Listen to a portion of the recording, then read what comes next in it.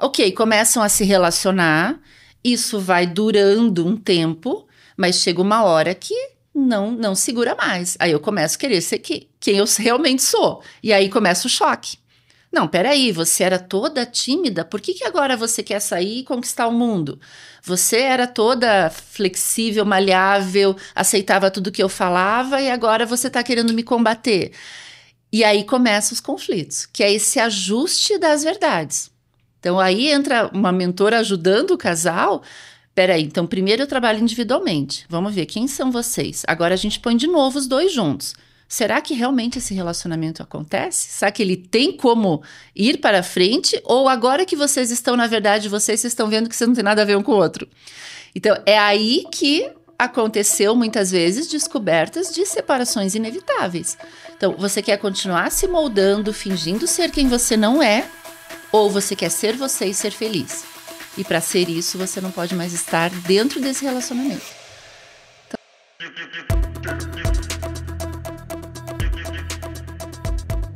Um fio condutor que é legal, que envolve assim, empreendedorismo, marketing, relacionamento, sexualidade, é a questão dos desejos. Eu sempre falo que os desejos movem o mundo.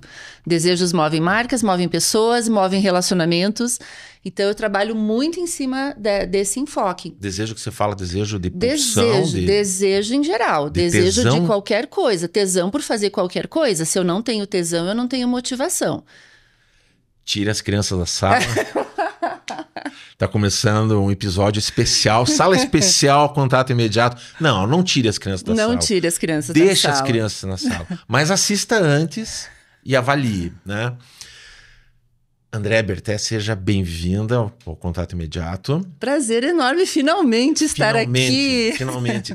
Falando em desejo, a Andréa era um objeto de desejo que eu tinha de trazer para essa conversa, porque eu acredito que pode resultar muitos insights para quem nos ouve. Para mim, em primeiro lugar, porque eu tenho um mote, né, que é tentar me entender, tentar entender o ser humano, me desvestir de alguns conceitos, alguns preconceitos, reentender o outro. E cada vez mais, quando eu converso, quanto mais eu escuto pessoas, seja aqui, seja em outros lugares, mais eu vejo... Bom, primeiro, que o ser humano é ignorante pra caramba. Muito. O ser humano é burro demais. Mas ele, de alguma forma, ele se acha autoridade. Também é um outro problema, né? Sim. Mas tem algumas pessoas que acabam gerando autoridade em alguns assuntos pela simples curiosidade de querer saber mais sobre aquele assunto. Nisso eu acredito. E quando eu olho para você, quando eu acompanhei você nos últimos anos, sua trajetória profissional, né? E eu não sei quanto isso esbarra na trajetória pessoal, eu reconheço isso, né? De que você é uma mulher empoderada. O que quer que isso signifique. O que é uma mulher empoderada? Você é uma mulher empoderada? Eu me considero muito uma mulher empoderada, porque o ser empoderada, na verdade, é muito além do que está na mídia ou do que se mistificou em relação ao empoderamento. É um autorreconhecimento. É muito entender isso de que nós não estamos prontos, que era o que a gente estava falando anteriormente, né? Que a gente está sempre buscando primeiro um autoconhecimento cada vez maior, porque a gente muda a cada dia. E se a gente não faz esse questionamento, a gente deixa de se entender. E deixando de se entender, a gente deixa de se mostrar de forma real para o mundo e para as pessoas com quem a gente convive. Mas também o aceitar-se. Eu passo a me entender, eu passo a me conhecer, eu me aceito, eu me autovalido, eu me autovalorizo. E aí, então, sim, eu me relaciono melhor em todas as esferas, seja profissional, seja pessoal, seja em qual for. Então, o empoderamento é se empoderar de quem você é. Não é tentar ser mais poderoso, né, de alguém, ou com alguém, ou contra alguém, como alguns grupos defendem, né? Nós, mulheres, somos as mais poderosas. Não. Eu sou a pessoa mais poderosa que eu posso ser no meu autoentendimento. É quando eu estou muito conectada com quem eu sou, com a minha verdade, com a minha essência. Eu aceito, acredito e eu mostro isso para o mundo com a maior naturalidade possível. Então, esse é o poder máximo que uma pessoa pode ter, seja homem ou mulher ou quem for. O termo que eu aprendi a usar já há algum tempo, assim, e eu aprecio bastante, é aquilo que se chama de autarquia, né? Você ter uma autonomia sobre as suas decisões, sobre o seu caminhar, sobre o seu ir e vir, né? Que é um trabalho, né? Porque o termo poder, que tem a ver com isso, ele criou... Olha que engraçado. A minha mãe tem um grupo de amigas no WhatsApp, e o nome do grupo é As Poderosas. Ah, tem muitos assim. Tem muitos, né? Por quê? Porque há uma carência nesse sentido e tem um sabor de novo, né? Principalmente para as mulheres. Sim.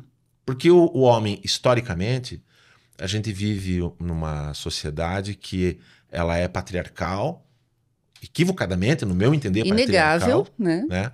Eu acho que a sociedade deveria sim ser matriarcal, como eram as sociedades indígenas, né? Aqui, principalmente as das Américas. É uma sociedade que tem leis construídas por homens, que tem, eu vou colocar aqui bem entre aspas, tá? Tem os tais livros sagrados escritos por homens. Não estou falando de ser humano, estou falando de homens, né? Onde tem prerrogativas, mandamentos, orientações descritas por homens, e onde esses livros sagrados eles são ditos como sagrados por homens. Né? E a mulher, muitas mulheres coniventes ou participantes ou vivenciando essa cultura, porque as coisas são do jeito que são muitas vezes. Mas quando você para de verdade para pensar assim, o que é que eu penso e não o que o outro pensa por mim, aí tudo ao teu redor começa a entrar numa zona de desconfiança. Eu tenho essa sensação. Eu, enquanto homem, hétero, cis, branco, classe média, né? Uma situação extremamente confortável na atual sociedade que a gente vive. E esse lugar me incomoda. Você acha que ainda é confortável? Ou já é um lugar que agora incomoda? Não, conceitualmente, né? Ela historicamente, culturalmente, é uma zona confortável. Não tem que ser. Não tem que ser, assim. Eu acredito que eu tenho que olhar o outro, ter empatia pelo outro e entender a trajetória do outro e não escolher um lado. Eu fiz essa pergunta porque esses dias eu ouvi um comentário desses num grupo de homens, falando, nossa, hoje parece que a gente que é hétero, homem, que a gente tá no lugar errado, porque tudo mudou tanto. Sim, essa é uma piada que recorrente. Acaba virando desconfortável você estar nesse lugar que antes era o mais confortável de todos, né? Mas enfim, é uma abertura e um questionamento, mas né? eu acho que questionar é importante, porque antigamente eu sou de uma era onde a gente ouvia piadas misóginas, piadas homofóbicas, piadas racistas, e a gente ria disso. Sim. E ria porque achava engraçado.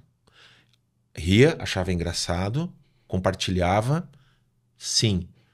Era certo? Não. Eu sabia que era errado? Não, eu não sabia. Mas isso não me exime da responsabilidade de eu parar e pensar sobre. Hoje em dia não pode mais fazer piada sobre tal coisa. Não, não pode. Mas antigamente podia. Não podia. Fazia-se, mas de verdade Sim. não podia. Existia um reforço social para que fosse engraçado, né? Para que as pessoas rissem. Um reforço social, um reforço de mercado. Sim. Eram vendidas fitas cassete, discos, de shows de humor ou de discursos que fossem validados, clubes, né? Clubes, ainda existem, né, esses clubes. Né? A gente conhece, mas esses clubes, eles, né, religiões, né, eles começam a ter aberturas já há algum tempo e querer discutir isso. Eu vou te falar assim pessoalmente, eu sou a favor de ruir tudo e começar tudo do zero, sabe? Vamos pensar olhando a maioria e olhando a minoria também. Eu penso assim, eu não sei na tua história de vida, eu já falei demais sobre mim.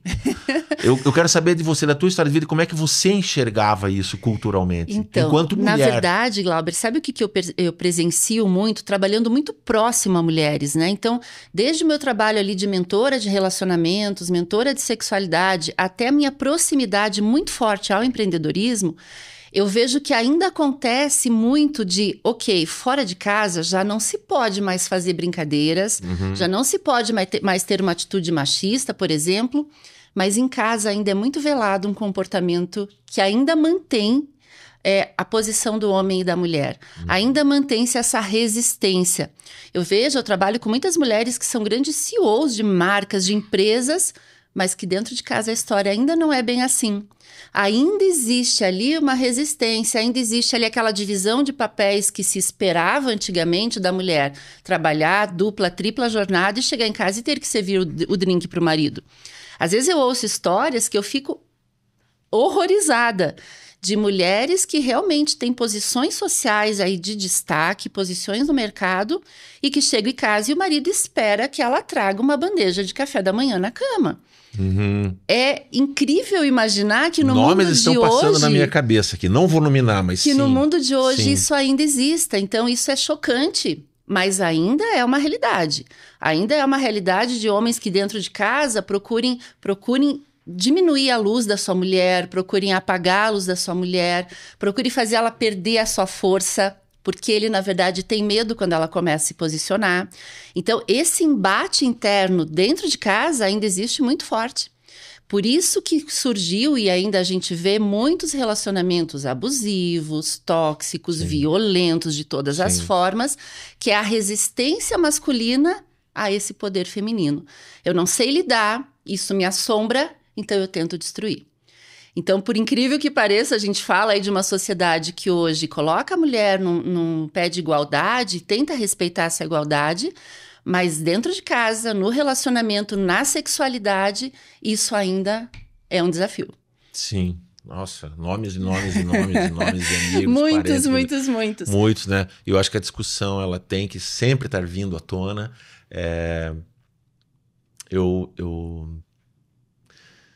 Outro dia lá em casa, eu falei assim para minha esposa, eu jamais ia conseguir ter qualquer tipo de vínculo afetivo com uma mulher que não fosse independente, né? Eu falei, eu acho que você é uma pessoa incrível, porque você faz o que quer, a hora que você quer, você vai onde você quer, e eu te autorizo a isso.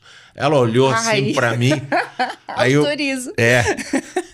Lógico, eu falei isso na mesa, assim. E o meu filho pequeno, de 10 anos, ele olhou assim pra mim e falou, papai, eu vou ligar encomendando o caixão, papai.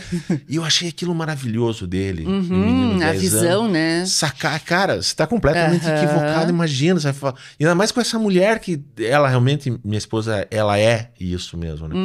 Então, isso permite que haja essa brincadeira com esse jogo que existe na sociedade. Porque a gente reconhece que isso existe mesmo, né? De você perguntar assim pra mulher, como é que você tá? Ela não... Deixa eu perguntar pro meu marido como é que eu tô. Isso nesse formato, né? Nessa estrutura, né? Tem coisas que me incendeiam internamente, sabe, Glauber? Esses dias eu tava numa reunião de networking e tinha um casal que era de uma empresa, né? Não vou mencionar nem o nicho, porque senão vai ter identificação. Os dois são líderes daquela empresa. Os dois atuam, cada um de uma forma dentro da empresa, mas os dois atuam. Era um evento de networking feminino, mas como ele era sócio, ele estava junto e tá tudo certo, são bem-vindos, né? Mas toda pergunta que eu direcionava, ela não conseguia responder. Ela olhava para ele, para que ele respondesse ou para que ele validasse a resposta caso ela desse. E assim, é um casal que você pensa... Caramba, no mercado são reconhecidos, são pessoas que já têm aí uma notoriedade, a empresa sabe-se que é do casal, que ela tem uma importância enorme na empresa, mas ela não conseguia ter voz diante dele. Mas você acha que isso é um movimento oriundo dele ou dela? Dos dois. Ela que não encontrou o seu poder para se posicionar e falar, não, querido, pode deixar que eu responda, eu tenho capacidade de responder essa pergunta. Então, ela ainda não encontrou essa força e, ao mesmo tempo, ele, que certamente a sufoca, se é dessa forma na frente das outras pessoas, pensa na intimidade do casal. Então, aí a gente vê um reflexo do que, na verdade, ainda é real, que existe, sim, essa desigualdade, existe essa diferença, essa guerra e... Né, quando fala-se a mulher está empoderada, o mercado mudou, as pessoas mudaram, a sociedade mudou, estamos em processo. Mas ainda não. Eu acho que o movimento, ele sempre vai estar, né? O processo sempre vai estar acontecendo. Eu acho que é como a história de procurar, né, um pote de ouro no final do arco-íris, né? Você nunca chega lá, mas você está sempre em direção lá, né? Por exemplo... quando falam assim, de uma forma bem chula, tá? Meninos vestem azul e meninas vestem rosa, né? Eu acredito que até cuidar com as palavras, Glauber, cuidar com as palavras. Eu ia falar ao natural. Mas assim, no senso comum, meninos gostam de tais coisas. Estão mais acostumados ou, sei lá, ao futebol, ao carrinho, não sei o quê. E meninas, ao natural, né, ao senso comum, seja por uma questão de gene, seja uma questão cultural, né? Elas são mais propensas a isso. E eu acho que isso não tem nada a ver com educação. Né? Eu acho que a educação ela tem que mostrar o colorido das coisas, né? As possibilidades, e você tentar se entender enquanto indivíduo, né? Onde que rola a tua identificação via desejo, via tesão, né? Via pulsão. Isso. Se a gente fosse entrar num assunto um pouco mais psicanalítico, mas é isso mesmo, né? Mas isso não pode ser regra. Não é uma regra no sentido de um regulamento, no sentido de uma lei, não. Meninas vestem rosa, meninos vestem azul. Sabe? Não, cara. Eu gosto de rosa, entendeu? E eu gosto de azul. E eu gosto de verde, gosto de preto, gosto de laranja. Why not, entendeu? Eu acho que eu gosto da diversidade, da diversificação, da pluralidade, né? Das multifacetas. Eu gosto disso, mas é uma coisa minha. Assim como tem gente que gosta das coisas mais monocromáticas, né? Eu acho que é importante acolher tudo isso. Mas assim, num senso comum cultural, a mulher, de um modo geral, ela tem, assim, vou tentar falar pela maioria, ela tem suas circunstâncias, sejam elas da ordem fisiológica, né, da ordem hormonal, né, da ordem familiar, que vão fazer com que ela se construa de dada forma. Né? Mas isso não vai ditar uma regra, não. Você tem que usar vestido e saia, calça para homens, como, né? Gravata é homem que usa, sabe? Esses códigos, né? Eu acho que isso tem que ser discutido sempre. Mas nesse senso daquilo que é comum, no sentido de maioria, que é da mulher, eu acho que o homem não tem que falar. Eu não sei como é que você vê isso. Por exemplo, um assunto, aborto. Pergunta pra mim, você é a favor ou contra o aborto? Cara, eu sou a favor da legalização de tudo, mas sobre esse assunto, eu sou homem, não posso opinar. O corpo, não é o meu corpo que está sendo colocado em pauta, entendeu? Eu acho que esse é um assunto de foro daquele universo. Como é que você pensa isso? E como é que você encontrou as pessoas na tua trajetória? O que elas pensavam? Deixaram de pensar? Continuaram pensando as mesmas coisas? Eu encontrei esse universo do poder feminino justamente quando eu estava mergulhada num universo altamente masculino, que foi quando eu trabalhei com General Motors. Quando eu trabalhava com a General Motors, eu era a única mulher, muitas vezes, numa sala de 30 pessoas, né? Um universo engravatado, onde eu também tinha que me vestir de forma masculinizada para ser respeitada, senão a minha voz nem aparecia na reunião. Então, eu precisava ali estar com o mesmo tom, aquele azul marinho dos ternos de todos eles, sentada, não muito feminina ao falar, até que em algum momento, numa reunião, eu usei um termo, depois contando a história para algumas pessoas, eu falei, não, naquela reunião, para ser ouvida, eu tive que colocar na mesa.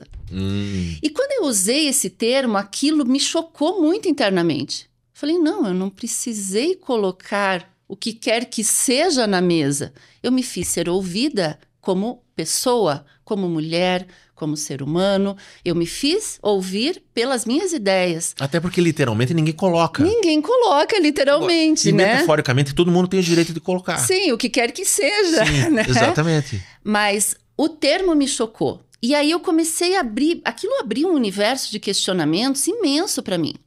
E começou a transformar, inclusive, o meu comportamento naquele mundo masculino.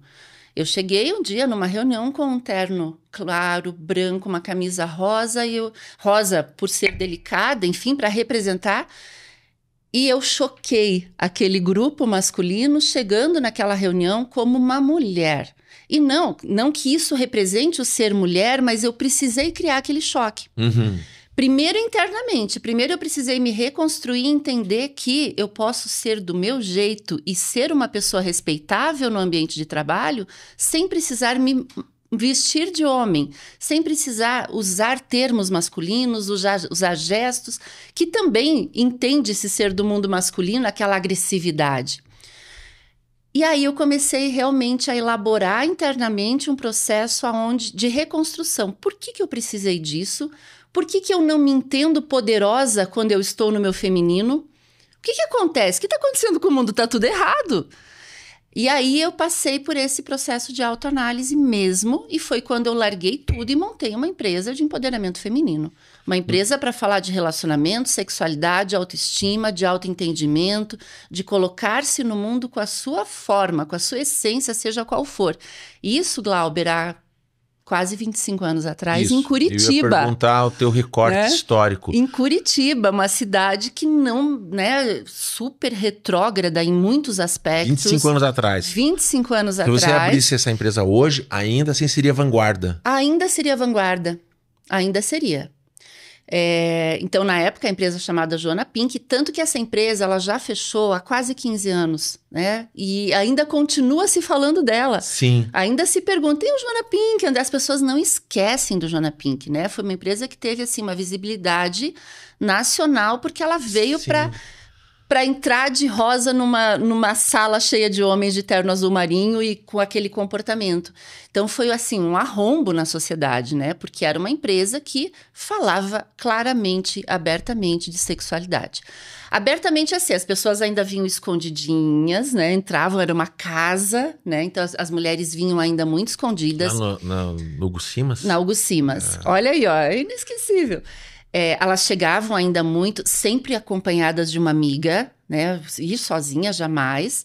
Saíam com as sacolinhas escondidas, porque era uma empresa que tinha os cursos, né? Como atrativo, e a sex shop. Uhum. Então, era a oportunidade dessas mulheres conhecerem o universo de uma sex shop de uma forma totalmente discreta, só para mulheres.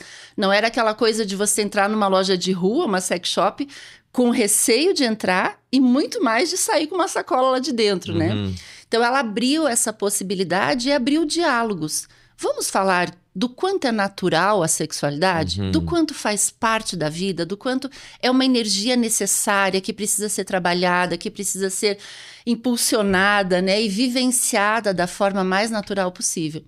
Então, foi assim, e ainda é, né? Ainda hoje eu represento muito essa pessoa que trouxe isso, que fez essa quebra, né? Sim. Então, hoje, embora eu não fale mais tanto de sexualidade, de relacionamento, mas eu falo de energia, eu falo de desejo, eu falo de impulsionar, né?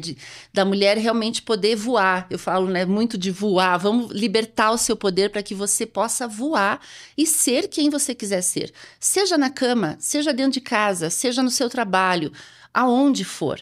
Que você tenha a liberdade de ser quem você quiser ser. Então, esse processo todo, você falou, a tua história pessoal tem relação com a tua história profissional? Absurdamente. Sempre foi o meu pessoal, a minha transformação pessoal que foi trazendo a transformação profissional. E não o contrário. E como é que foi para tua família esse movimento? Foi um choque. Foi um choque. Né? De assim, ouvir coisas... Mas você vai trabalhar com isso? No sentido assim... Você, nesse sentido, nossa, jamais imaginava isso de você. Ou você está equivocada fazendo isso? Você está louca fazendo isso, né? Você está louca de ter vergonha de já falar. Conversei com algumas pessoas aqui que também já ouviram isso. De ter vergonha, né? De se distanciar. Quando eu abri o Joana Pink, eu tinha aquele sonho que todo empreendedor acho que tem quando abre um negócio, né? Meus amigos e minha família vão ser meus primeiros clientes. Esqueça! Atenção, empreendedor, se você abre um negócio, esqueça. Não é a família e não são os amigos que sustentam o teu negócio. Então, quando eu abri, foi o contrário. As pessoas se afastaram. Porque era algo muito diferente, era algo muito inovador. E algo repleto de preconceito. Então, por exemplo... Sexo. Imagina! Repleto de preconceito. Sexo. Como diz um amigo meu, quero agradecer minha mãe e meu pai por terem metido, né? Sim! Senão não estaria aqui. Entendeu? Por favor, né? E era assim, ainda existe muito essa visão, né? Sim. Por exemplo, a Andréia, a sexóloga, né? Então, eu vou afastar meu marido dela. porque ela deve ser uma pessoa que dá para todo mundo. Uhum. E não uma estudiosa que entende comportamento humano, que entende os impulsos das pessoas e ajuda as pessoas a viverem isso de forma mais natural, olharem isso de forma mais transparente. Não, é um perigo, André, é um perigo. Minha esposa andar com o André, imagina? Vai transformá-la numa louca, numa pervertida. Então tinha muito essa barreira. Pô, os caras deveriam comemorar, que maravilha. Os avançados, sim, Sim. né? Os homens que têm uma cabeça mais aberta, sim. Acontecia muito, né? De o marido pagar uma mentoria para a esposa comigo. Né? Às vezes vinha ali a mãe, a filha, a avó numa turma. Então era muito... Eu vou te falar assim, para mim, onde a coisa assim, eu parei assim, até a teoria... E até a exposição, e até a orientação, eu achava assim, realmente importante e tal. Mas quando eu vi que tinha curso de pole dancing e pompoarismo, eu falei, uau, que passa ali. Que loucura é essa que essa mulherada tá aprontando, né? Exatamente, que sensacional, sabe? Porque é um movimento que é muito importante, porque assim, de novo, essa coisa do homem versus o nome da mulher. O homem, ele tem uma autorização institucional para o seu prazer, né? Então, sexta-feira, eu falo para minha esposa assim, até amanhã, porque eu vou na casa de um amigo, jogar sinuca com os amigos, comer uma pizza, tomar uma cervejinha. Beber todas.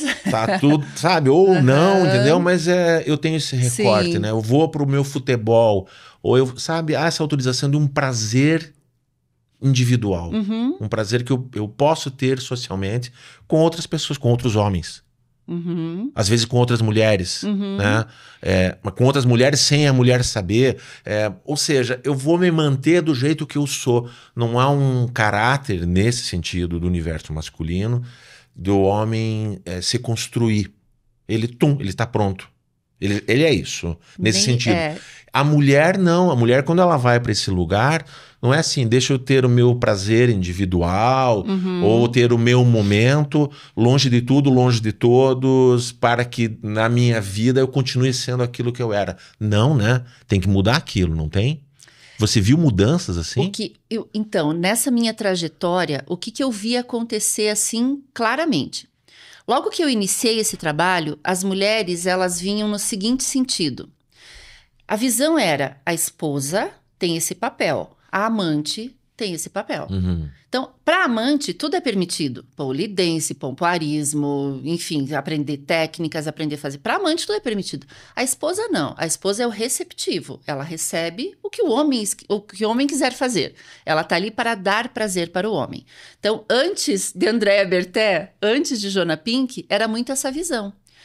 Quando as mulheres começaram a entender o negócio, elas começaram a entender, eu também tenho direito de fazer tudo aquilo.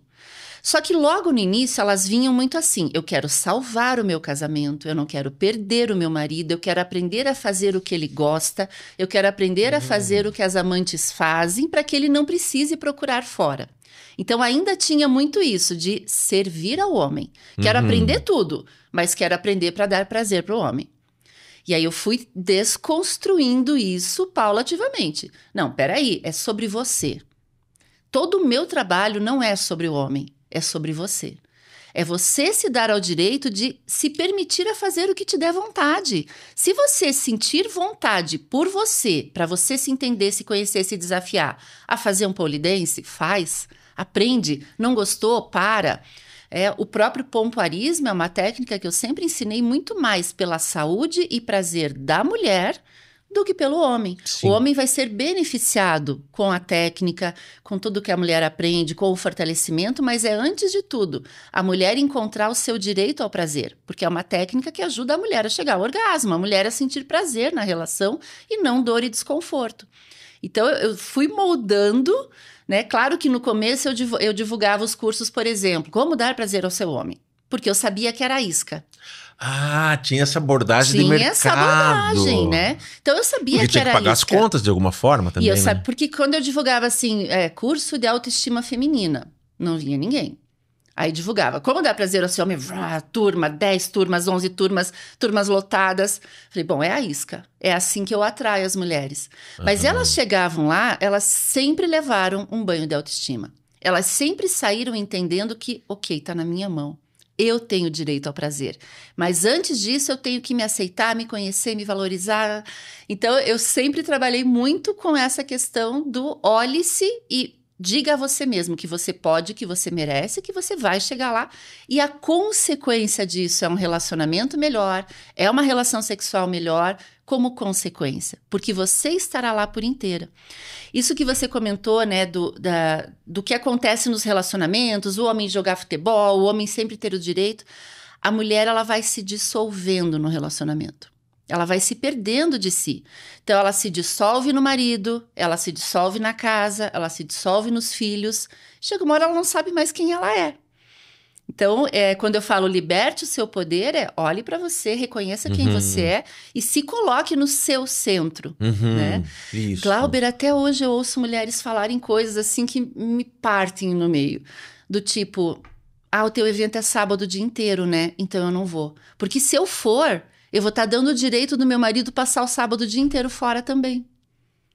Hoje, no mundo de hoje, tem mulheres que não vão a um evento para não dar a liberdade do homem também fazer. E isso é um absurdo dentro do que é felicidade a dois. Felicidade a dois ok, querido, eu vou passar sábado o dia inteiro, né, fazendo um curso de autodesenvolvimento com outras mulheres, você faz, né, o que você sente que precisa fazer, e à noite a gente se encontra muito melhores, para uma relação muito mais ampla, muito mais gostosa, com saudade um do outro, né, e muito mais interessantes. Quando eu falo de magnetismo, de atração, né, hoje eu trabalho com marketing de sedução, que é basicamente o magnetismo, a atração. O marketing de sedução fala muito sobre isso, a gente quer estar com quem é interessante. Marcas interessantes, pessoas interessantes que me agreguem alguma coisa. Se eu vou me dissolvendo num relacionamento e não sei mais quem eu sou, quão interessante eu sou? Eu já deixei de ser interessante para o outro. E o que não é interessante não gera libido, desejo, prazer, vontade de estar junto. Eu uma vez, anos atrás, bons anos atrás, numa pequena DR com a minha esposa, aí, eu não vou entrar aqui nos detalhes específicos, mas o final da conversa foi o seguinte, ela pediu para eu mudar. Aí eu falei para ela, não posso mudar. Isso que você está pedindo para eu mudar a minha essência. A partir do momento que eu mudar a minha essência, que vai atender essa demanda, aquela pessoa com quem você se apaixonou vai morrer. E aí vai acabar a nossa relação. E imediatamente ela começou a chorar porque ela enxergou isso rápido, assim, sabe? Então você... eu não digo assim, autorizar o outro a que ele esteja na essência dele, mas assim, se você quer ter algum vínculo com outra pessoa, seja num relacionamento afetivo, sexual, matrimonial, conjugal, termo que quiser usar, societário, de trabalho, de projeto, o que quer que seja, de amizade, né? É preciso entender e acolher a essência do outro pertencente ao outro. É meio natural falar isso, até é meio óbvio, mas parece que a gente tem que sublinhar, negritar, deixar em caps lock, itálico, em letra futura, X-bold, assim. Porque é impressionante que tenha esse policiamento interno o tempo todo. E eu ainda quero falar um pouquinho mais dessa questão da mulher, dessa descoberta, dessa sexualidade, principalmente nesse vínculo do casal, porque tem uma coisa que eu acho que não é para todo mundo, isso. Eu acho que nem todo mundo está preparado, dependendo da idade, da cultura, da família. O meu pai, que é uma pessoa que eu amo, que está aí transitando no planeta com a gente ainda nesse momento, com seus 80 e poucos anos, com seu ir e vir maravilhoso, tal, independente, tal, tarará, tarará. Ele não consegue entender a mim quando eu deixo, entre aspas, quando eu autorizo, entre aspas, como se eu precisasse autorizar ou deixar a minha esposa pegar um carro e ir para São Paulo. Ou ela chegar à tarde da noite em casa, às 2 da manhã, porque ela saiu com as amigas, ou fazer o que quiser. Ele não consegue me entender. Não é entender ela, me entender. Ele, como é que você deixa? Eu falei pra ele, o máximo que eu falei pra ele foi o seguinte, o carro tem volante e tem pedal. ela tem braço e tem pernas, entendeu? Tem o que precisa. Então, ela tem o que precisa. Se ela precisar de alguma outra e tem coisa... carteira, né? Ela é habilitada, é emancipada, tá tudo certo, entendeu? Então, como isso tá preso na cultura dele, da minha mãe, assim, não é algo que eu deva querer romper, mas ao mesmo tempo não é algo que eu deva deixar me contaminar por isso. Então, a minha pergunta para você é: quantos casamentos você ajudou a acabar? Quantos casamentos acabaram? Alguns. Quantas Salvei mulheres muitos. foram se perceber desejosas, muitas vezes, de outras mulheres, né? Ou simplesmente desejosas de si próprias e não sabiam, né? Como é que você enxergou isso? Como é que você viu isso? Você viu gente abandonando também o curso? Sim, muitas. Não, isso pra mim é demais. Não, jamais. Deixa eu voltar. Muitas. Eu vi de tudo, Glauber. tudo. Eu vi de tudo. Eu salvei muitos relacionamentos. Sim. Muitos. Salvei muitas mulheres que até hoje me têm assim: Andréia, você transformou a minha vida. Você me salvou. Você realmente me trouxe à luz. Salvei muitas mulheres de serem assassinadas pelos seus maridos. Sim. De perceber, né? Elas vinham, por exemplo, uma mentoria... E não, eu preciso fazer isso, porque é o que ele gosta, eu preciso fazer o que ele gosta. E conforme vai andando o processo, eu vou percebendo que tem muita coisa por trás ali. E eu, como analista comportamental, eu vou a fundo. E aí vou percebendo, não, peraí, aqui eu tenho uma mulher absolutamente submissa. Mas submissa por quê? Ah, porque tem medo de apanhar. E aí vai indo. Então, muitas eu resgatei realmente de relacionamentos que estavam indo para algo muito sério, muito grave. Muitas se percebem. Puxa, eu vim aqui para salvar o meu relacionamento. Mas que relacionamento se eu nem quero? Eu percebi que eu nem quero mais, que não tem mais nada a ver comigo. Porque quando eu entrei nesse relacionamento, eu era uma pessoa, hoje eu sou outra. Ou, quando eu entrei com uma máscara da sedução. Porque a sedução tem muito isso. Muitos relacionamentos dão errado, Glauber, já no primeiro encontro. Já começa fadado a dar errado. Sabe aquilo de um querer agradar o outro e se moldar ao outro, de buscar ali uma empatia e eu percebo que ele gosta de esporte, então eu sou a esportiva, né? E o cara também, então, às vezes esse processo... E aí que se relaciona com o marketing, né? Que eu acho que é legal a gente mencionar. Sim. Por que hoje eu trabalho com marketing da verdade, um marketing muito real? Porque não é sobre seduzir o que o outro quer, me moldando ao que ele deseja. A gente não pode fazer isso com pessoas, com marcas, com nada. A gente tem que trabalhar dentro de uma verdade. É muito mais eu chegar num primeiro encontro e falar: eu sou assim, eu gosto disso, o relacionamento que eu procuro é esse... Ok, essa transparência, essa honestidade de quem se percebe, se respeita, se aceita e que vai moldar um relacionamento de verdade. Agora, quando os dois começam numa máscara, e é o normal, é o que em geral acontece. Os dois começam querendo atrair, seduzir, querendo, né, conquistar. Começa com a perfumaria, né? A perfumaria querendo conquistar. Porque uma coisa óbvio, eu trazer uma perfumaria do meu melhor. Agora, outra coisa é eu trazer a perfumaria de algo que eu nem sou, mas eu quero que o outro pense que eu sou, porque eu sei que é o que ele quer. Né? E isso acontece muito. Ok, começam a se relacionar, isso vai durando um tempo, mas chega uma hora que não segura mais. Aí eu começo a querer ser quem eu realmente sou. E aí começa o choque. Não, peraí, você era toda tímida, por que agora você quer sair e conquistar o mundo? Você era toda flexível, maleável, aceitava tudo que eu falava e agora você está querendo me combater. E aí começam os conflitos, que é esse ajuste das verdades. Então aí entra uma mentora ajudando o casal. Peraí, então primeiro eu trabalho individualmente, vamos ver quem são vocês. Agora a gente põe de novo os dois juntos. Será que realmente esse relacionamento acontece? Será que ele tem como ir para frente? Ou agora que vocês estão, na verdade, vocês estão vendo que você não tem nada a ver um com o outro? Então, é aí que aconteceu, muitas vezes, descobertas de separações inevitáveis. Então, você quer continuar se moldando, fingindo ser quem você não é, ou você quer ser você e ser feliz? E para ser isso, você não pode mais estar dentro desse relacionamento. Então, assim, acontece de tudo. Eu ouvi uma vez de uma psicóloga se referindo a um casal que eu tinha encaminhado para ela, era minha terapeuta. E aí, depois de muito tempo, eu perguntei para ela: aquele casal lá, né? Como é que tá? Ela falou assim: eles nunca mais vieram aqui. Ela falou: porque enquanto eles não admitirem que está acontecendo, enquanto eles não assumirem, enxergarem o que está acontecendo, não vai modificar. A coisa não vai evoluir para lugar nenhum. E realmente, de fato, depois simplesmente findou-se, assim. Né? Porque é importante a gente reconhecer, né? Conhecer e reconhecer a si próprio, né? E aí eu vou entrar nessa questão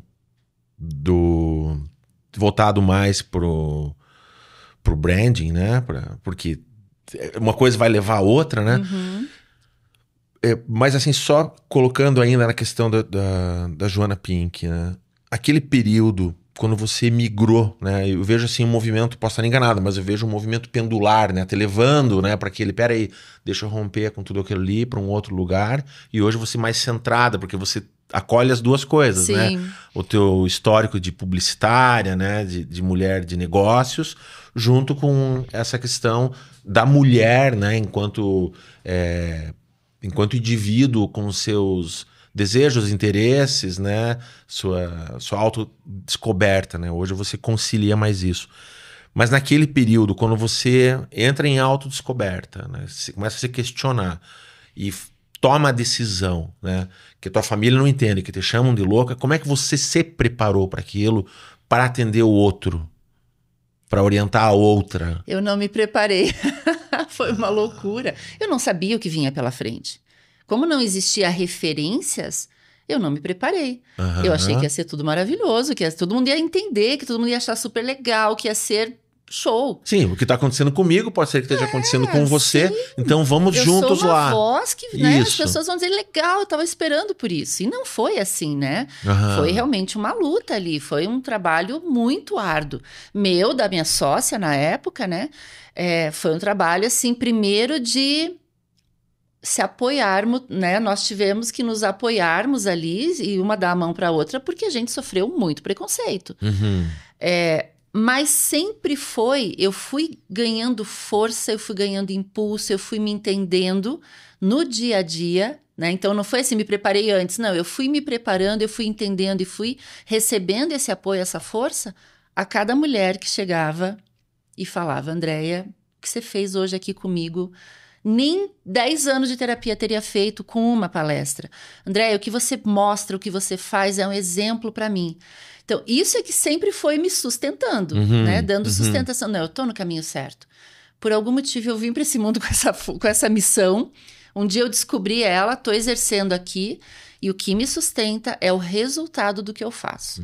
E muito mais uma ânima, uma pulsão, assim, uma vocação, né? Do que uma qualificação no primeiro momento. Sim, a qualificação uma capacitação, buscando, digamos assim, né? Por exemplo, quando eu abri o Joana Pink, eu era uma publicitária abrindo uma empresa. Sim. Vou contratar pessoas. E por que eu abri o Joana Pink, né? Vamos voltar um pouquinho aqui, né? Porque esse negócio...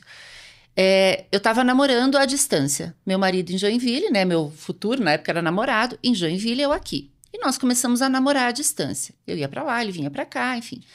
E numa das vezes que eu fui para lá, ele ia participar de um congresso o final de semana todo. Eu falei, bom, eu tô aqui, o que eu vou aprontar? O que fazer em Joinville, né? E aí eu descobri um curso que é ter de sedução. Que era, essa mulher eu coloco assim como uma das precursoras realmente, que era a Nelma Penteado. Ela foi a que começou a fazer os cursos, só que ela tinha uma linguagem um pouco diferente, né? Mas eu fui naquele curso. E o que eu vi naquele curso? Eu vi uma senhora, acho que ela tinha uns 70 anos mais ou menos. Era uma senhora. E tinha uma atividade em que a gente tinha que subir no palco. E ali no palco ela falava, sinta-se o mais feminina que você puder e faça tudo o que você sempre sentiu vontade. Então todo mundo ali tímido na fila, né, para subir no palco e chegava, vou fazer o quê? Nem sei o que fazer. E essa mulher, eu lembro que eu observei quando ela chegou no curso, me chamou a atenção, uma mulher de 70 anos, e assim, triste, apagada. Ela subiu no palco. Quando ela subiu no palco, ela brincou, ela colocou a mão na boca e fez uma dança, ela rebolou. E quando ela fez isso, ela acendeu. Ela começou a rir, os olhos brilharam, ela gargalhava e o público aplaudindo, assim, as pessoas... Tinha umas 60 pessoas no curso, eu chorava de ver aquilo. Falei, é isso que eu quero fazer com as mulheres. Então, eu sempre trago aquilo comigo porque é isso que move o meu trabalho. Fazer aquilo com as mulheres. Então, tudo que eu faço gira em torno disso. E aí eu comecei a pesquisar, né? Então, quando eu abri a empresa, eu abri para trazer essa mulher, a Nelma Penteado, para fazer cursos. Então, os primeiros cursos que eu fiz foi com ela. Eu era só a dona da empresa, né? Daí comecei a trazer psicólogas, sexólogas, ginecologistas, né? Mas aí o que aconteceu? Como eu abri a loja junto com a empresa, as meninas vinham na loja. E aí eu ia como dona da empresa, tem esse produto, tem esse produto, tem produto. Comecei a estudar tudo sobre produtos, comecei a estudar tudo sobre o universo, porque, ok, eu tenho uma empresa disso, eu tenho que entender. E eu fui me aprofundar. Comecei a estudar sexualidade. E aí as meninas vinham na loja. André, me ensina. Você vai usar esse produto, esse produto, esse produto. Daqui a pouco voltava essa que foi atendida por mim com mais 10. André, eu trouxe que elas têm que ouvir de você. E aí quando eu vi, eu estava na loja ali com grupinhos de meninas. 10, vinham em turmas. Eu trouxe a minha mãe. Minha mãe precisa ouvir você falar sobre isso. E aí, como dona da empresa, eu lancei o primeiro curso meu. Como dona. Então eu falava assim... Segredos de uma sex shop. Curiosidades sobre uma sex shop. Era uma coisa assim o título. E lancei. Assim, a gente lançou a divulgação, menos de meia hora estava lotado. E aí veio aquela turma, 70 mulheres. Bom, vamos lançar uma turma extra. Quando chegou na 14ª turma, lotada, falei, eu preciso falar mais sobre isso. Eu preciso falar mais abertamente sobre tudo isso. Quantas pessoas em cada turma? 70 mulheres. E assim, lotava. Em Curitiba? Em Curitiba, há 20 anos atrás. Cadê essas mulheres? Elas estão onde hoje? Elas ainda me acompanham, né? Algumas migraram para outros sexólogos que falam atualmente, mas muitas me acompanham até hoje, né? E aí foi que eu comecei. Bom, aí eu comecei a fazer pós, né? Eu comecei a me especializar. Lancei a turma que era Como Enlouquecer Seu Homem na Cama, que é o que eu te falei, que era a isca, né? Também foi uma loucura. Vinha pessoas do Brasil todo para assistir. Né? E até para copiar, né? Outras pessoas aí começaram a surgir as cópias, né? E pessoas reproduzindo.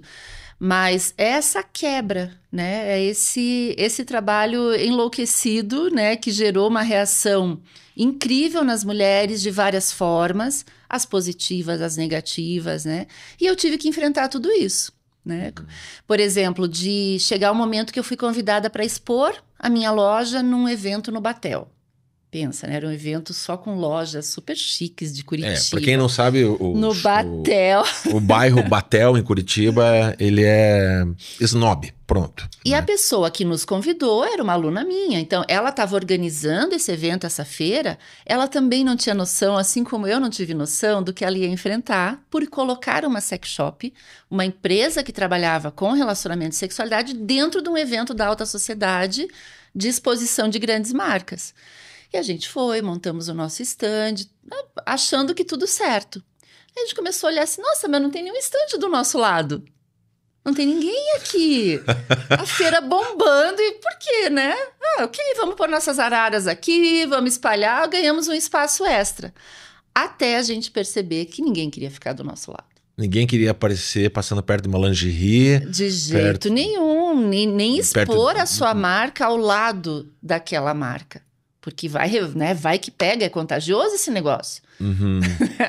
Vai que pega. E isso, assim, diversas vezes, em diversas situações, né? Você nunca foi perseguida, acusada, assim? Vocês aqui é trabalho do diabo, vocês querem acabar com as famílias. Olha, se foi, eu fui muito bem blindada pelos meus anjos, porque, assim, abertamente, claramente, não. Eu tinha receio de alguns maridos, né? Então, por exemplo, a gente fazia o book sensual, né? Então, as meninas vinham, faziam o curso, elas entendiam que elas também podiam fazer a sua VIP, né? Na época a gente tinha a revista VIP, Playboy. Ok, eu também posso presentear o meu marido com uma revista VIP. Então, isso também foi uma outra revolução que eu criei, né? E aí, a gente fazia fotos ali de mulheres comuns e elas presenteavam os seus maridos. Mas muitos não estavam preparados para receber, né? Então, às vezes, a gente, assim, tinha uma reação do marido desagradável. Poucos casos que a gente ficou sabendo, né? Mas, até porque aí eu comecei a entender, ok, quando elas vêm pedir para fazer o book, primeiro eu preciso fazer uma entrevista muito séria com ela. E aí eu comecei a criar estratégias de entrega da revista. Você não pode chegar a entregar para o seu marido assim, vamos preparar o terreno, vamos abrir a cabeça dele primeiro, para depois você entregar e essa entrega ser maravilhosa para os dois. Então a gente, né, fazia toda uma mentoria de entrega da revista para preparar o marido, né? Então assim, Glauber, eu fui aprendendo, eu fui entendendo, eu sou muito observadora, eu sou muito sensível, eu sou muito aberta a estar sempre aprendendo, evoluindo e entendendo as coisas e crescendo no processo. E foi assim que eu fui me desenvolvendo e aprendendo a trabalhar com esse mercado e com essas mulheres. E a tua família, quando que entendeu isso? As tias, primos ou não entenderam Demorou. ainda? Acho que ainda não entenderam. Não, Muito bem, não. Eu já desisti de explicar o que eu faço na minha vida pra família. Alguns sim, outros não. Ninguém falou pra você assim, na época assim, é que você não é mãe de família, você não... Um dia você vai ter filha, vai ter filho, você vai ver. Cheguei a ouvir isso. Cheguei, por exemplo, a querer largar tudo várias vezes, porque em alguns momentos foi difícil sustentar, né? Por exemplo, quando a minha filha, porque eu tenho 2 filhos, né? Então eu tenho a Júlia, que hoje tem 18, o Miguel tem 15.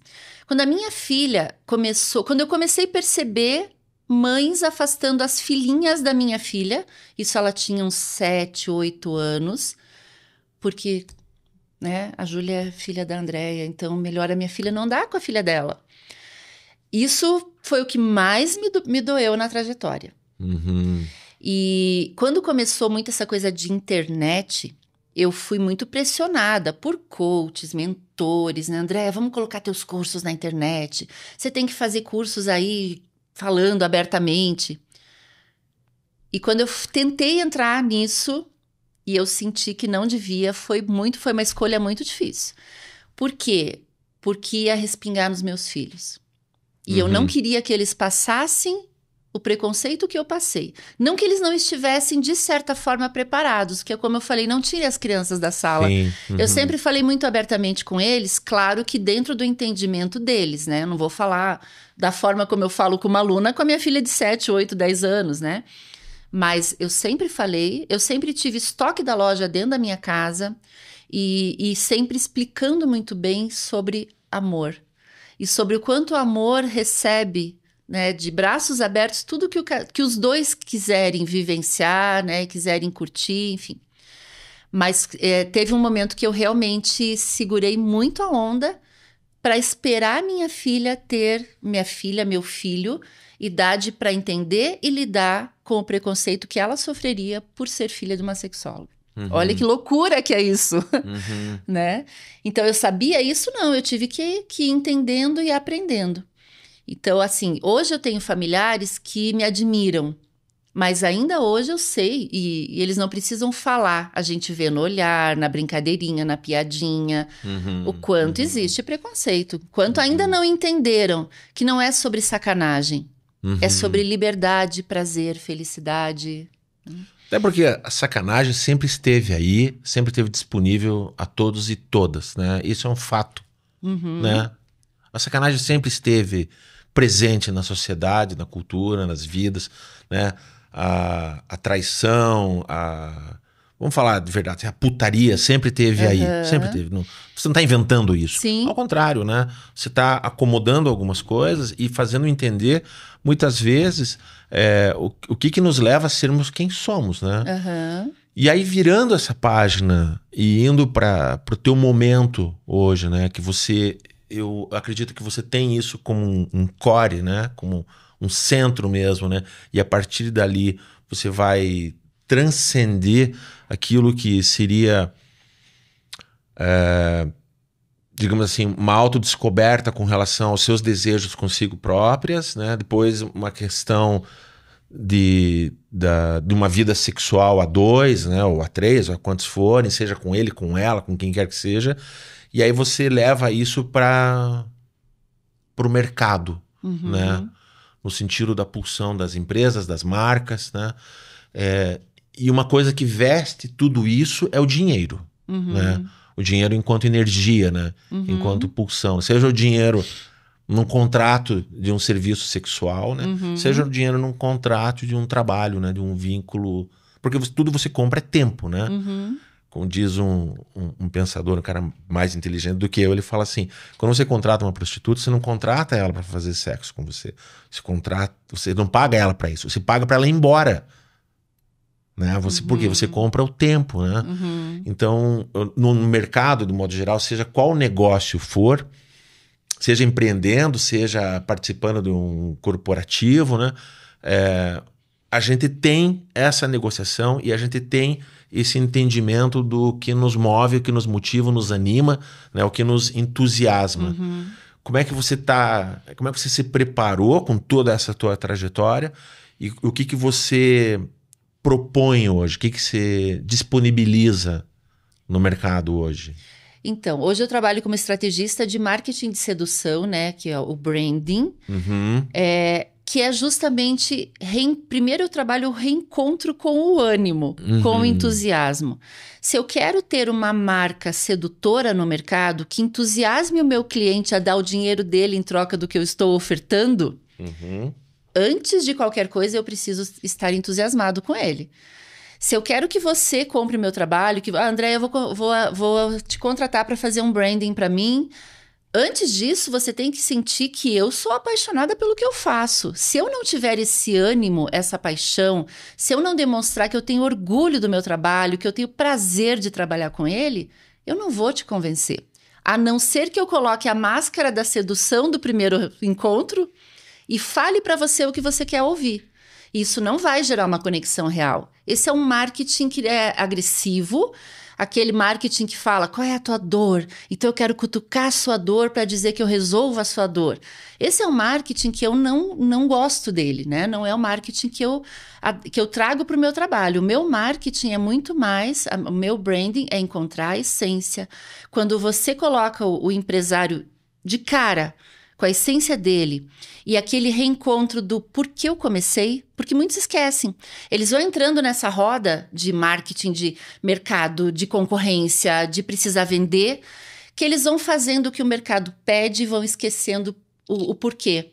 Por que eu comecei? Qual é a paixão? O que essa marca realmente representa? Esse produto, esse serviço? O que eu quero que ele proporcione para quem comprar? Qual desejo eu quero suprir? É o desejo de um carro novo, é o desejo de um status, é o desejo de uma festa melhor. Qual é o desejo? E aí, esse entusiasmo é que é o branding, é reencontrar essa essência.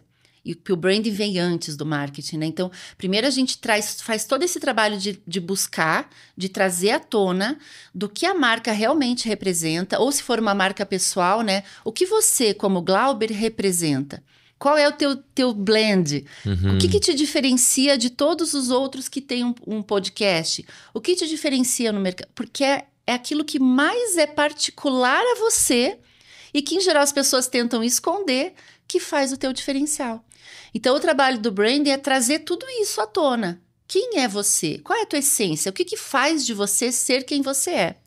E correndo o risco de imediatamente você perder muito cliente, inclusive. Sim, mas os clientes que você conquistar são os fiéis que não te largam nunca mais. Isso. Né? Então, como eu passei na minha vida toda por essa jornada de, ok, eu vou perder quem tiver que perder, mas quem tiver comigo não me larga mais, porque eu sou quem eu sou, eu faço o que eu faço, eu acredito no que eu faço, eu tenho orgulho do que eu faço, hoje eu pego isso, empacoto em forma de um trabalho de branding e ajuda as pessoas a encontrarem também esse caminho dessa verdade, dessa consistência, porque isso é autoridade, isso é posicionamento, e não eu moldar a minha marca, o meu negócio, porque o mercado quer isso.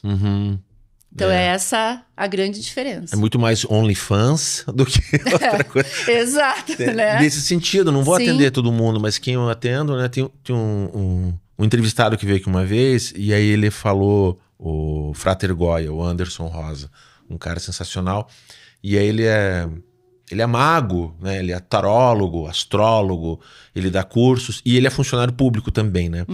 Mas ele, enquanto o ganha-pão dele nessa área, ele fala assim, Glauber, eu não preciso para vender meus livros, né, para vender meus cursos, porque eu acredito nisso que eu faço, né? Eu não preciso de muita gente. Eu não preciso de 1 milhão de seguidores. Eu preciso de 1000 consumindo Ele falou, faz uma conta aqui de padeiro, quanto que, se cada um comprar um livrinho seu, cada um fizer isso, quantos você precisa para sustentar a tua vida e você continuar fazendo com tesão, sabe, com motivação. Né? Ele falou, nunca meu objetivo vai ser viajar para o exterior todo ano. Ele falou, não tenho isso. O meu tesão é no que eu faço. Agora eu preciso sobreviver. Com quantos eu preciso para sobreviver? Você descobre que é muito pouco. Para sustentar no sentido de estar aqui fazendo o que você gosta. Não estamos falando assim, tem um objetivo de comprar mais empresas. Não é isso. Quero mais imóveis para especular no mercado imobiliário. Não estamos falando disso. Isso tudo já existe. Isso tudo já está disponível aí. Mas isso talvez não atenda à essência da pessoa, né? Tem muita gente, tenho certeza que tem gente que está ouvindo que está muito bem resolvido com isso. Sim. Mas muita gente não está. Muita gente se questiona ainda. Né? A gente vê muito esses de milhões de seguidores em processos aí de depressão profunda. Por quê? Para você ter milhões de seguidores, certamente você tem que criar máscaras. É impossível. Sim. Não tem como. Por quê? Você faz um post, nossa, esse engajou. Porque tem que chamar todo mundo de meu amor. E aí vão analisando ali os dados, né? Eu acompanho isso muito de perto, mas... então esse post engajou, esse aqui não. Então eu preciso fazer mais desse. Então tá, vamos fazer mais desse. Nesse de fazer mais desse, que engaja mais, que gera mais público, vai se criando um personagem. É impossível, né?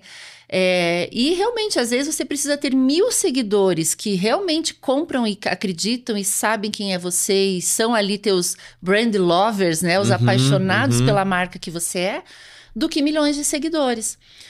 Eu acompanho, já vi coaches falarem assim, né?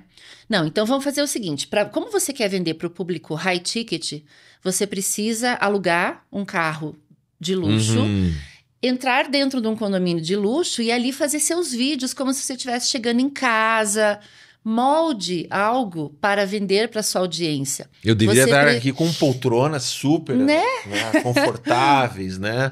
Para eu poder vender uma coisa que não é da natureza, da circunstância, né? É o parecer ser para depois ser. Isso. Né? Só que, como é que fica quando você deita a sua cabeça no travesseiro, quando você olha no espelho e percebe que não é você? Né? Cadê você nesse processo? Cadê a tua felicidade? Você está fazendo tudo isso pelo dinheiro, para ter milhões de seguidores, para ter essa visibilidade, mas cadê você? Então é aí que a gente vê o fenômeno, né, de muitos desses que têm milhões de seguidores em depressão. Esses cantores, né, que um dia são totalmente anônimos, de repente colocam uma música no Spotify e explodem. Da noite para o dia eles são uau, né? Em geral, são pessoas que vão ter problemas de autoconsciência, vão entrar em processos depressivos. A gente vê essas duplas sertanejas, né? Quanta coisa acontece com essas pessoas, porque é muito rápido. E aí, para manter, é preciso criar um personagem. Sabe que tem uma história bem curiosa? Tem um momento na vida do Elvis Presley, antes de Las Vegas e depois dos filmes, aquela lacuna, onde ele vai executar aquele show maravilhoso, um show rock and roll em 68, ele com jaqueta e tal. Mas tem um momento ali, tem um gap onde ele já não tem os contratos com os filmes, ele já não é um cara que vende. Aí já tem ali Beatles, já tem Rolling Stones, já tem a revolução cultural, veio ali com o movimento do hip. Então todo aquele movimento que era assim, ele estava há 10, 15 anos naquele universo, de repente desaparece. Tanto que ele vai se reinventar e vai finalizar em Las Vegas, né? Ele vai virar um outro Elvis Presley. Mas naquele gapzinho, ele não conseguia lidar com o seu novo anonimato. Ele já, aquelas mocinhas que curtiam ele já estavam virando tias, senhoras, vós, né? Las Vegas vai pegar muito desse nicho de mulheres mais velhas. E naquele momento, para segurar a autoestima dele, o empresário dele contratou fotógrafos e contratou atores para fazer papel de fãs. Toda vez que ele saía do hotel, entrava no carro, iam gritando, e ele tinha que entrar escondido. Aquilo não era natural, porque aquilo fazia parte de uma estratégia de manter essa máscara. Né? Olha quanta energia despendida, manter né? o vício. Manter o vício. né? Manter o vício. É uma loucura isso, porque realmente é um universo atraente, né? Você sentir que você é amado. Uhum. Mesmo que as pessoas te amem por algo que é o que você expõe na rede social, ou é algo que você expõe no palco. As pessoas não conhecem a intimidade desses ídolos, mas é viciante você se sentir ovacionado, amado, aceito, desejado. Como é que você tem a coragem de sair disso? Né? Hoje, olhando pra frente, você já sabe o que você vai fazer lá na frente? O que você vai mudar mais uma vez ou não? Que bom que eu não sei. Eu vou te dar uma pista. Não é uma sugestão, mas talvez a gente possa enxergar algo assim. Olhando, porque como diz um médico amigo meu, você nunca olha a fotografia do momento, né? Ah, quanto que tá? Uma vez eu fui fazer um exame de glicemia e o resultado lá tava 96. Falei, tá ótimo, né? Tá abaixo de 110, 100. O médico disse, não, tá péssimo. Falei, não tá, né, doutor? Você tá aqui, doutor, tá aqui. Daí ele pegou, abriu, ele falou, veja dos anos anteriores. 4 anos atrás era 88, depois estava 90, 92, 96. Pra onde você acha que aponta o gráfico? Deu, ops. Aí né? Você vai cuidar disso. Então, olhando isso, hoje você ainda tem o grande público, imensa maioria, talvez totalidade, é mulheres? Maioria, não totalidade. Maioria, não totalidade. Certo. Como é que você pode conversar lá na frente, olhando toda essa questão do desejo, como é que você consegue trabalhar? É só uma provocação isso, tá? Com o feminino que habita em mim. Né? Porque o feminino que habita em mulheres já é do seu escopo, do seu domínio.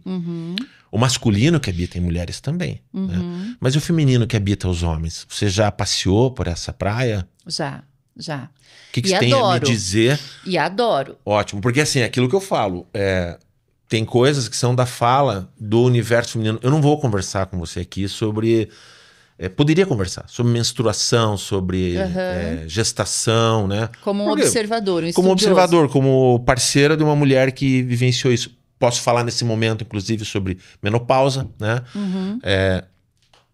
Mas, ainda assim, eu tenho que entender que não é o meu lugar de fala. Eu não gosto muito dessa expressão, mas no momento é o que eu tenho para utilizar. Como é que você vê isso dentro do universo masculino, esse feminino? Seja via seu marido, seja via outros homens, ou na tua própria trajetória? Eu vejo como necessário. Sim. Os homens mais interessantes que eu conheço são os que se conectam de forma natural com a sua energia feminina, que entendem que criatividade, sensibilidade, isso tudo são energia, acolhimento, amorosidade, são energias que vêm do feminino. E que quanto mais você trabalha com elas, aceita e não entende como sendo menos macho, ser sensível, né? Macho não chora, macho não abraça, mais o homem se torna completo, mais ele se torna feliz, mais ele se relaciona muito bem também com as mulheres e mais ele vive uma vida muito mais completa, se autorizando a ser frágil, entre aspas, né? Se autorizando a ter esse lado sensível, criativo, acolhedor, amável. Então eu gosto muito de desafiar os homens a entrarem nessa energia, a se conectarem com ela e aceitarem. Porque isso acontece, inclusive, em relacionamentos homoafetivos, né? De homens que não... ou mulheres, mas no caso de homens, né? Que não se enxergam nessa questão, né?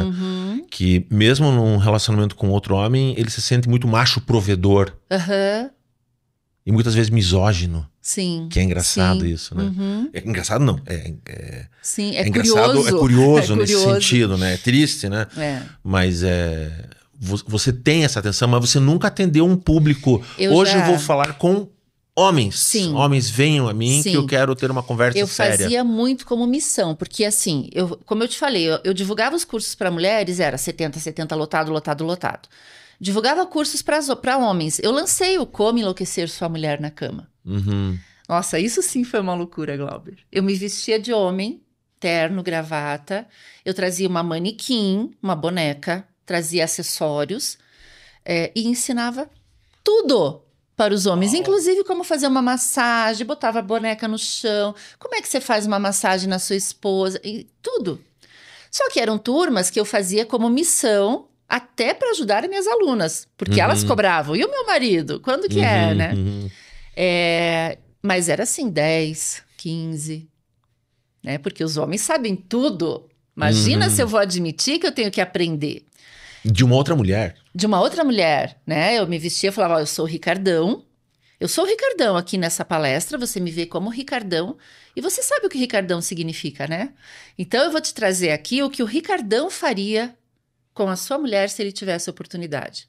Como é que realmente se dá atenção e prazer para uma mulher? Realmente, pensando no prazer dela.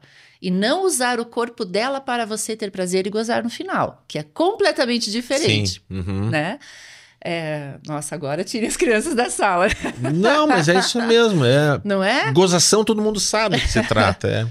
Então eu fazia, sim, cursos para homens. Depois eu comecei a fazer cursos para casais. E aí era eu e meu marido, eu trazia... Coitado do meu marido, ele entrou em cada roubada. Meu marido é engenheiro, todo sério. Mas como eu ia fazer cursos para casais, eu falei, você tem que vir comigo, eu tenho que estar com meu marido lá. E aí ele participava de toda a interação, a gente fazia o curso que era Tantra Love, né? Então, como trazer um pouquinho da técnica do Tantra para o relacionamento a dois, que é aquela questão da provocação, dos rituais, o lado bonito, né? O lado que mostra que fazer amor é muito mais do que a penetração. Então, a gente trazia ali todo um processo, né? Do beijo, do olhar, do toque, das palavras, da sedução diária. Porque o Tantra, por exemplo, é uma arte excepcional, é lindíssima. E as pessoas também levam para o lado da sacanagem. Tem equívocos aí, né? Tem muitos equívocos. Inclusive, a gente estava falando aqui das energias, né? O homem, o seu lado feminino, a mulher, essa energia. O Tantra fala exatamente sobre isso, né? Sobre as nossas duas energias. Então, a mulher ter o equilíbrio da energia masculina e feminina e o homem também.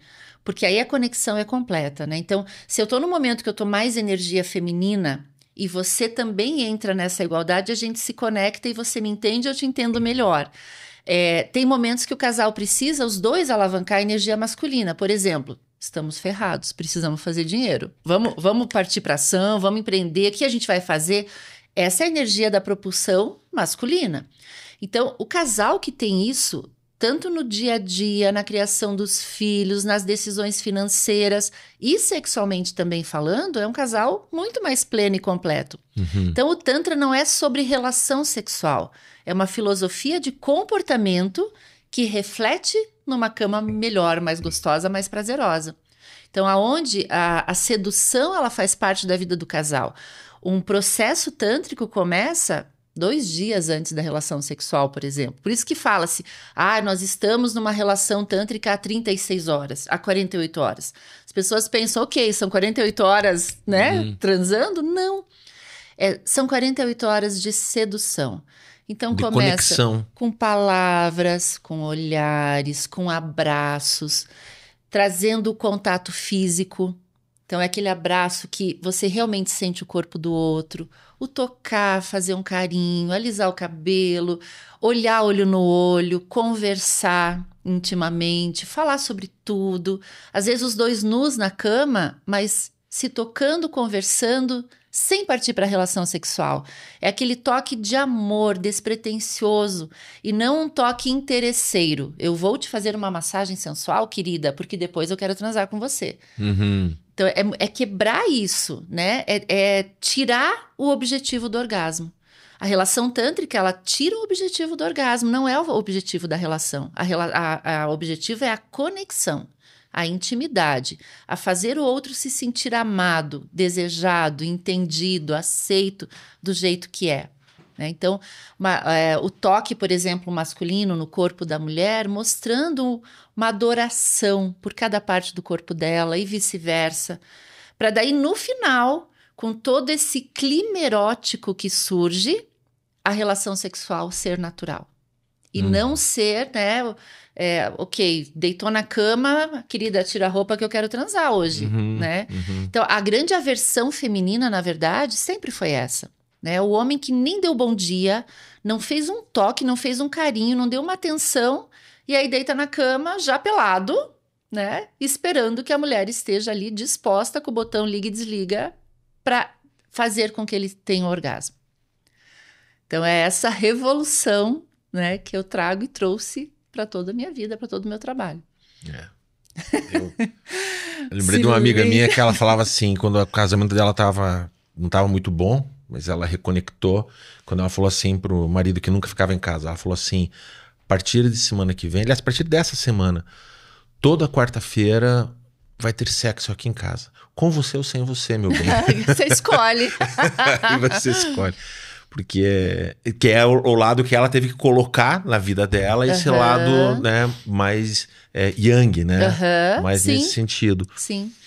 Falando em termos mais orientalizados, mais asiáticos. Eu acho que a gente acendeu aqui. Eu acho que tá um calor, a gente tá gravando num dia aqui em Curitiba, um dia meio frio, né, de inverno. Mas o assunto é muito quente. É um assunto inesgotável, de qualquer forma. Quem quer te encontrar nas redes sociais, qual é o caminho primeiro? O Instagram? O Instagram. Que então, hoje é veículo, né, maior, né? Eu falo ou vocês vão colocar eu coloco no descritivo, tá, mas você pode falar. Então, tem o meu Instagram, né, o André_Berté. E já faço o convite aqui também a seguirem o topgirls.experience, que é um evento anual que eu realizo, que em um dia a gente traz toda essa conversa em forma de palestras, talks, exposição de produtos e serviços. Então, ele é um evento, esse ano ele é um evento para 600 mulheres e 60 expositores. Em Curitiba, no Buffet do Batel. Quando que vai ser? Dia 11 de outubro. Um sábado, o dia inteiro. Certo. É aquele sábado para a mulher dedicar para ela, olhar para ela, passar um dia gostoso, leve, descontraído ao lado de outras mulheres, aprender muito, trocar muito, ser provocada de várias formas. Então eu seleciono assim a dedo, não seleciono por quantidade de seguidores nas redes sociais os meus palestrantes, eu seleciono por profundidade de conteúdo, né? Pessoas que realmente tenham algo interessante para vir falar. E os assuntos giram em torno de empreendedorismo, poder feminino, qualidade de vida, saúde da mulher, relacionamento, sexualidade. A gente transita ali entre todas essas temáticas. É um final de semana? É um sábado o dia inteiro. Sábado? Sábado o dia Dedicado inteiro. a isso. Dedicado a isso. Então a gente tem a plenária, onde acontecem os cursos, os talks, muitos shows. Eu trago muita arte, adoro trazer arte junto. E aí a feira paralela ali, que tem 60 expositores, que é o Impulsionar o Empreendedorismo, que é outra missão aí que eu tenho, né? Que maravilha. E só para finalizar aqui, o que te dá prazer fora o prazer em si? O que te satisfaz nos teus hobbies de final de semana? Arte, muito. Tudo que for arte. Eu sou atraída pelo belo. Então, uma exposição de arte, uma música de qualidade. Eu amo ouvir música de qualidade. Estar com amigos conversando me dá um prazer imenso. Adoro isso. Poder conversar com pessoas que tenham algo a acrescentar, que sejam também provocativas, abertas a diálogos. Odeio conversar com pessoas prontas, como você falou. Ou a pessoa que ela não sossega enquanto ela não ouvir a verdade dela saindo da sua boca, né? Que tem muito. Então, é o que me dá prazer, estar entre pessoas, trocando, conversando, sentindo prazeres como um vinho ou um uísque, que eu adoro, comendo boa comida, ouvindo música de qualidade. Adoro, é isso que eu gosto. É bom estar vivo, né? Estamos aqui. Estamos aqui. Quem está nos acompanhando até aqui também está aqui. E como dizia um outro pensador mais inteligente do que eu, esse eu realmente não lembro quem é, mas ele falava assim, só os mortos estão prontos, né? Exato. A gente segue evoluindo, segue aprendendo. Andréia, muito obrigado por Obrigada você ter topado adorei essa o convite. Conversa. Eu também queria saber mais, porque cada assunto desse demanda uma dedicação inteira.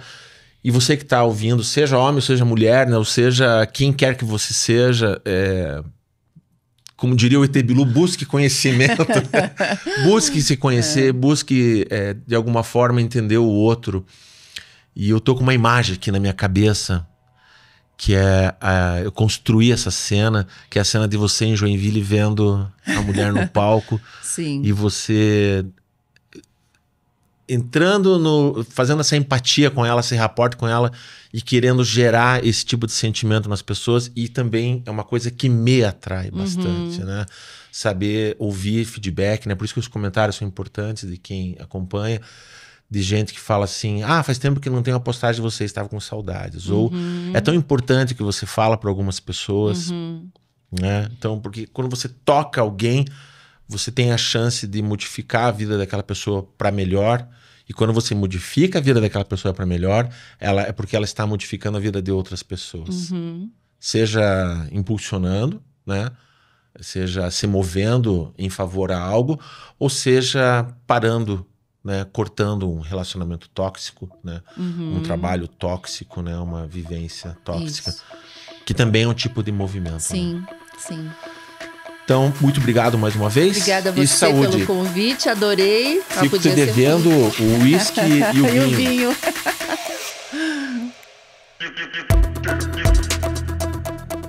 Que loucura, né? Nenhuma freira foi lá falar, parem com isso é coisa do diabo. Eu fico imaginando essa cena. Mas eu fiz bastante cursos. As religiosas. Então, eu fiz bastante cursos em igrejas. Me chamavam para falar para os casais.